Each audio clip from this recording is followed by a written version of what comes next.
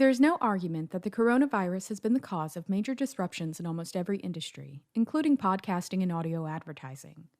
The question that we're all asking is this: how is this affecting listenership and downloads? Our friends over at Magellan AI recently released some very interesting data indicating that while ad volume has been decreasing since February, the overall changes have been minimal, and that after a dip at the end of March, numbers actually bounced back. There's also been an increase in spend across various industries, such as gaming, which is up by 31%, mental health, which is up by 39%, hobbies and lifestyle, which is up by 78%, and alcohol, which comes in at number 1 and is up by 85%.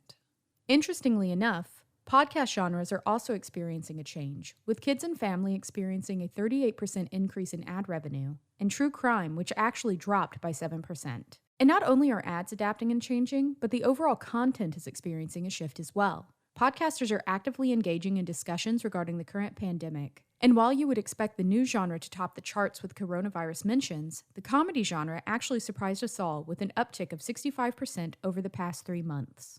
In this episode of On the Mic with Ad Results Media, Nathan Spell and I are joined by Ad Results Media partners Marshall Williams and Russell Lindley as we discuss the changes in podcasting and advertising during the pandemic. So let's get started. That's the great thing about Stamps.com. They grow with you.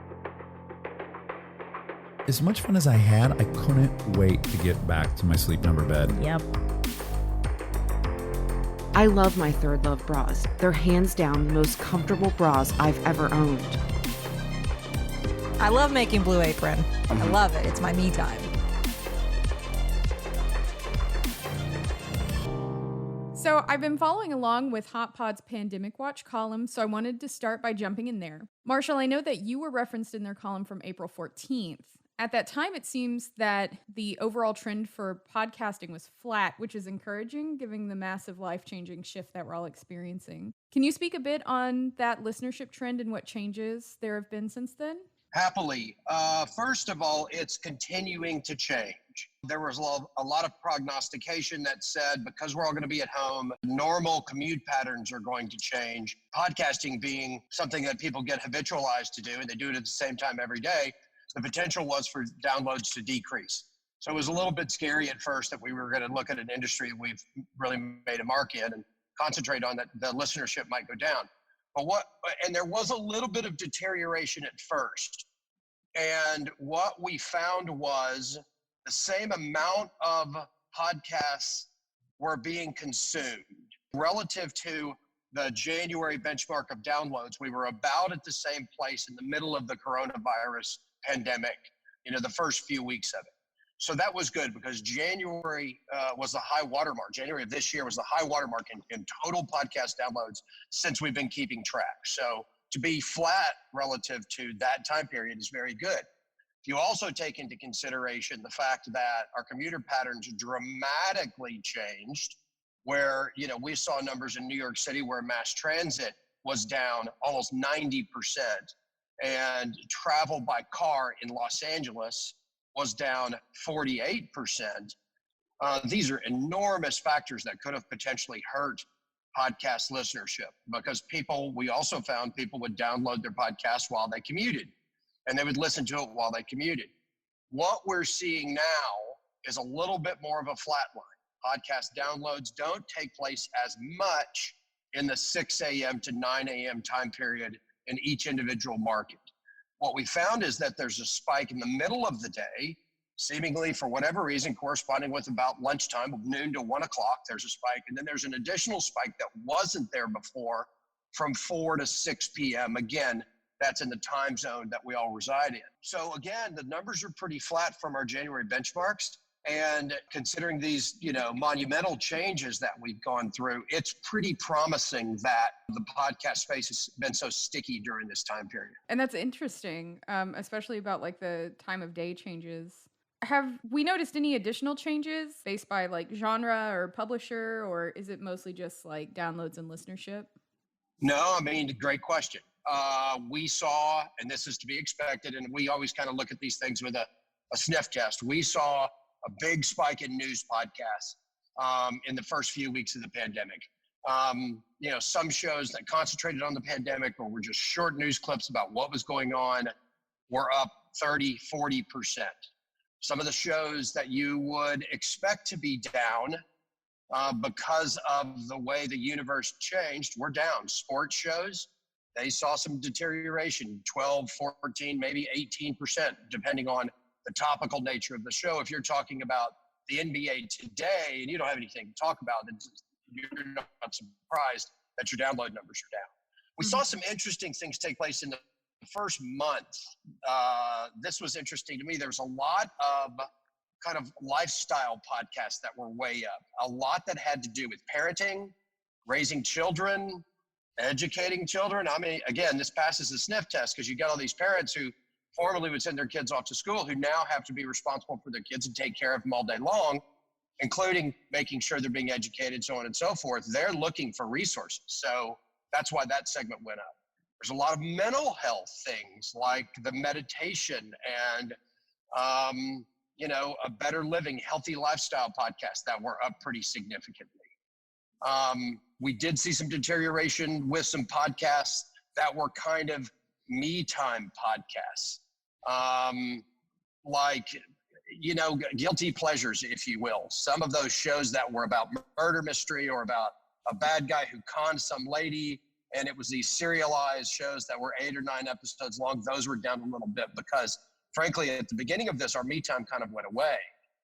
And that's, it's very interesting to see what's happened in this space. So a little bit about some of the genres that have done well and some that have been impacted. Hey, Marshall, it should be interesting to see, Joe Rogan's podcast yesterday that dropped with Elon Musk, how those numbers did. And then, additional people that got brought into the space because of that, which will be great. Right. That's, you bring up a great point because one of the things that we have seen is these heavy personality-based interview type shows have done very well during this. These people have become kind of narrators for people's lives. Yeah. And these hosts are very sticky. These people tune in through thick and thin, whether it's entertainment or a show like Joe Rogan, which, by the way, is the king of the mountain podcast. I mean, his show is so much bigger than everybody else's. It's really remarkable.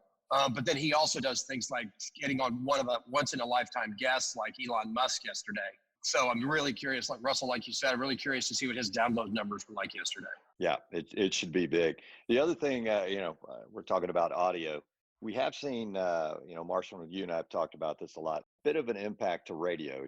Some of the data would suggest that, radio listenership is not off, but I mean, if you put a little common sense onto it, you go drive on any of the freeways right now, there's not any traffic on it. Your commute time will be significantly less, if any problem with the commute time.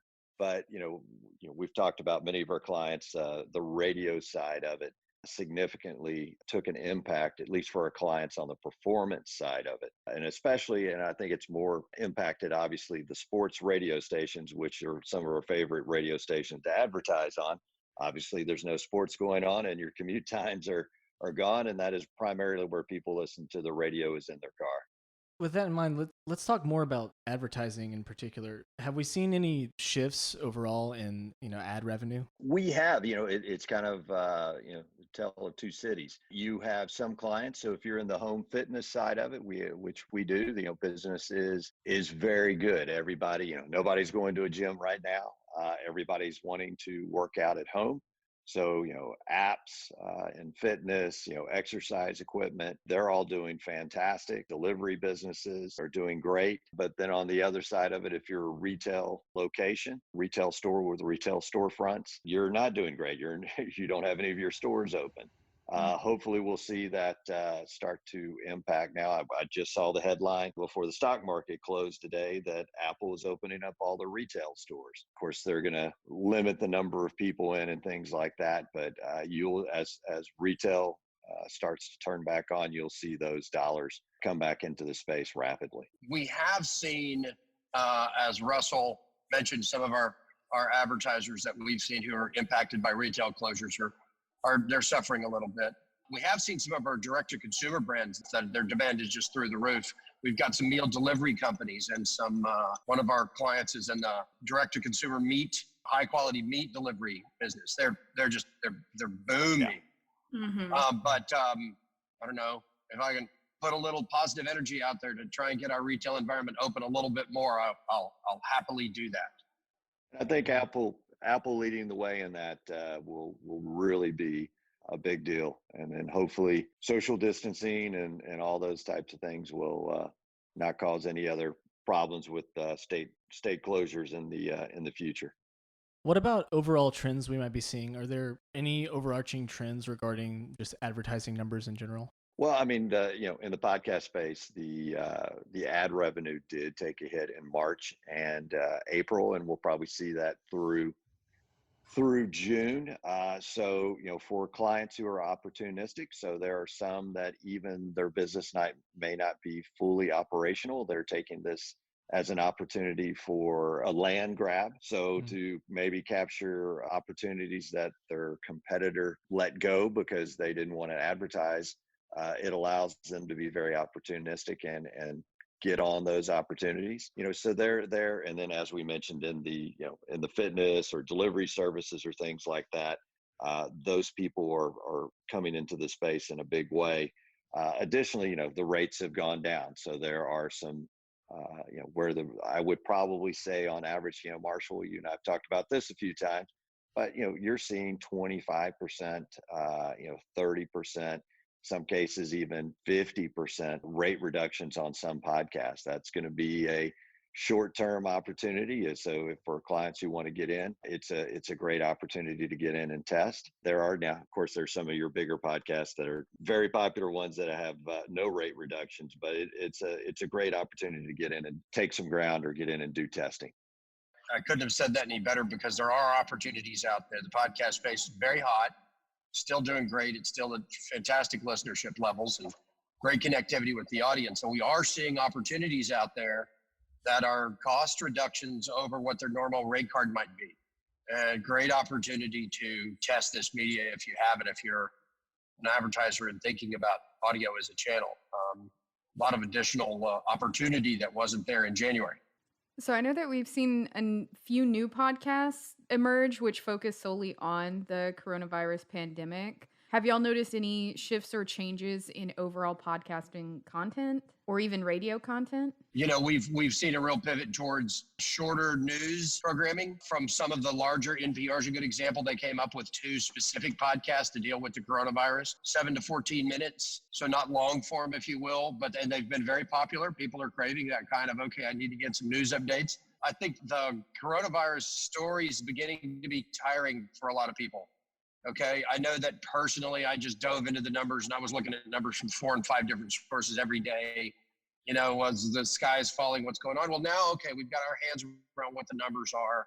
We feel like we know that's not feel like, I think we've seen the results of social distancing and our staying at home policies and things like that. So I think I think you're going to see a pivot away from this coronavirus specific news content back to more general news stuff, maybe economic or financial in nature. And then hopefully, fingers crossed, we can get some professional sports back out there, just because I personally miss it and it's good for the industry. So. Well, Marshall, additionally, I think you're going to, in the upcoming months, obviously the election's just around the corner. I think, politics, obviously the virus has taken center stage right now, but I think that's quickly going to change to the election in November. So I'm sure you're going to see that really ramp up. The big heavyweights, your Ben Shapiro's, your Pod Save America, you're going to probably see gigantic increases in downloads. I'm interested to see how that all plays out from a political standpoint. This is all new to all of us. And so the smart ones, let's see how they pivot. Let's see what they do from a political standpoint and how that affects their podcast content. I'm really interested in that. It's going to be a very interesting rest of this year from a political standpoint. So with all the shifts and changes within our lives, how have y'all found that advertisers have kind of refocused their ad messaging? And Nathan, you might be able to speak to this too. Yeah, I can say on the creative side, what I've noticed is kind of a mixed response, but the overall trend I would say is that it does vary on the client, how they decide to handle this in terms of their messaging. But as brands, you don't want to ignore the elephant in the room, I think. It's so obvious that it's on everyone's minds and it's changed everyone's daily life. So, you know, there's messaging changes to meet people and be relevant where they are.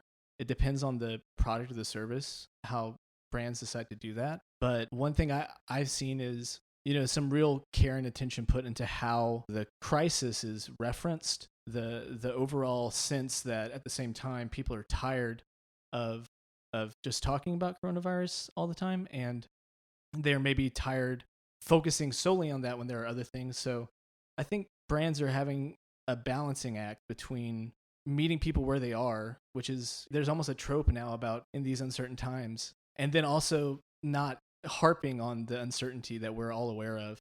That's the biggest change I've seen. Yeah, I think you'll see, as you know, California is opening up some things like that. I think you're going to see curbside pickup be promoted a lot more by retailers.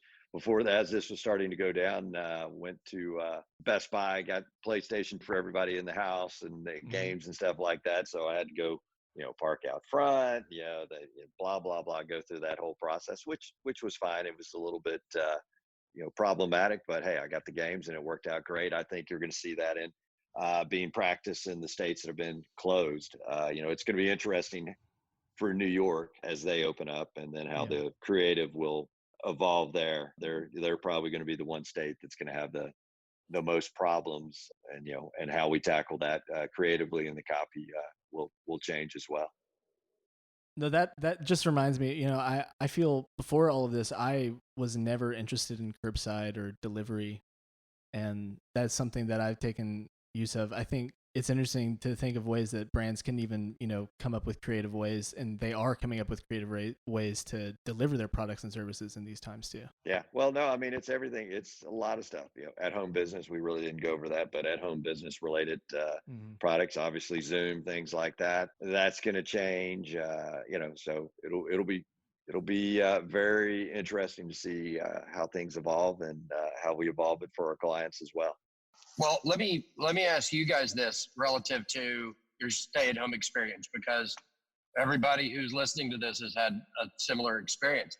Do you obviously your patterns have changed? Probably every pattern you have: sleep pattern, wake pattern, when you go to bed, that kind of thing, because there's no specific commute time. Do you find yourself more productive, less productive, longer time windows of paying attention to information and communication devices? How's it affected your habits? And I'm going to ask that question because I know we're all podcast consumers here. How has it affected how you guys, you know, listen to your favorite podcasts? I have always been a listener at work, so I don't feel like it's really affected me too much. I still listen, you know, during the day while I work. I mean, obviously, it's clearly affected binge listening because both my husband and I like to take long road trips, and we would save podcasts like the Ron Burgundy podcast. We listened to the entirety on our drive to Big Bend. And so clearly we're not doing that anymore, but I'm still keeping up regularly with the podcasts that I listen to weekly, like Crime Junkie. Like, I know that they drop at the beginning of the week, so I'm usually listening, you know, Monday morning. Okay. I mean, I asked that question anecdotally because I think there will be a return to normalcy, to some form of normalcy for all of us.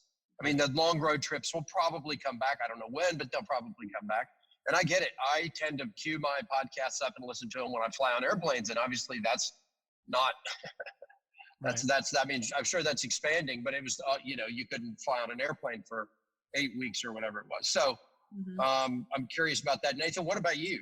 So to your first question, in terms of like my schedule and my productivity, I think I have had some experience in the past with working from home, but you know, this is really different. This is not working from home. This is working in a very different situation where you stay home and you don't go anywhere after you're done working, really. So that has required, or it has brought about this requirement for me to be even more intentional about how I spend, or how I divide my time between work and not work. So for me, I've always had a difficult time actually working while listening to podcasts specifically, because it's difficult to write while you're consuming. So, you know, I do listen, but one of the things I've started to do is after work, or even on my lunch, I'll take a walk and I'll cue something up.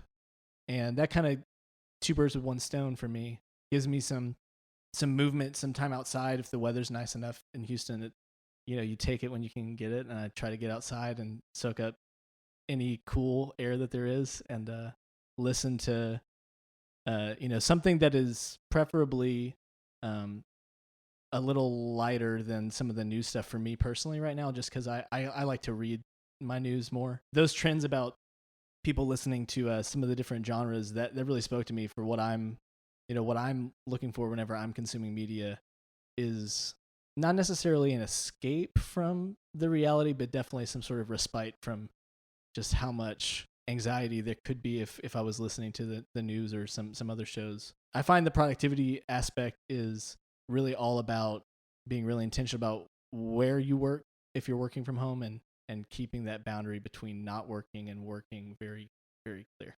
Good answers. Yeah. And I agree with you. If you just paid attention to just the news and read solely coronavirus-esque or specific content, it'd wear you out. Right. You'd be like, the sky is truly falling. Well, it's not falling. We've got to be careful and prudent, but it's not falling. Well, thank you guys for joining us today. I really appreciate it. And I feel like there was a lot of good information and good conversation shared today. Awesome. Good. Well, happy to do it. I'm sure Russell and I are plenty glib, so you can probably ask us anything, and we happily help you fill out the podcast. That's right. If you enjoyed this episode, be sure to subscribe for updates on future episodes and leave us a comment with your feedback, questions, or ideas for future segments. If you would like more info on Ad Results Media and what we do, please visit us online at adresultsmedia.com. This podcast is an Ad Results Media production.